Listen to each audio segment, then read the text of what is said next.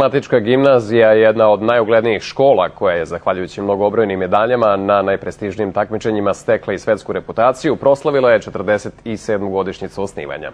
Školu je posetio i ministar Vanja Udovičić. Vrhunski sportista među vrhunskim matematičarima.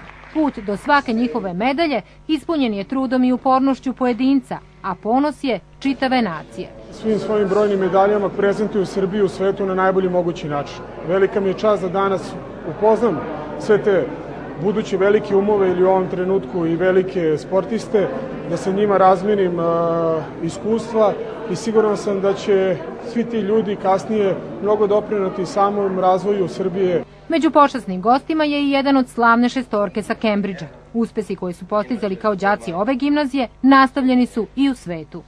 Mi smo takav uspeh postigli najviše zahvaljujući matematičkoj gimnaziji, pre svega predavačima ovde i tome što je jako zdrava atmosfera u matematičkoj gimnaziji.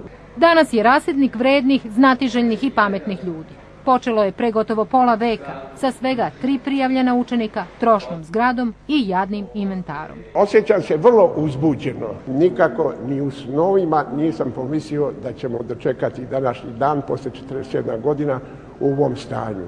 U ovom stanju i kolektiva, njegovog sastava i strukture, gde se okupljaju biseri, gde se rađaju mladi naučnici. Nagrade na međunarodnim olimpijadama sve brojnije, samo ove godine 23. To je nešto što nijedna škola na svetu nema. Nedostaje nam mnogo toga, uvijek imamo veće ambicije nego su to mogućnosti, ali moram da kažem da se klima i situacija u našem društvu menja i popravlja. Verujte, iz godine u godinu je sve bolje i neću preterati ako kažem da sve manje problema imamo, a sve više zadovoljstava. Istoriju gimnazije krasi više od 400 medalja. Oko 3000 đaka sada su profesori na najuglednijim stranim univerzitetima.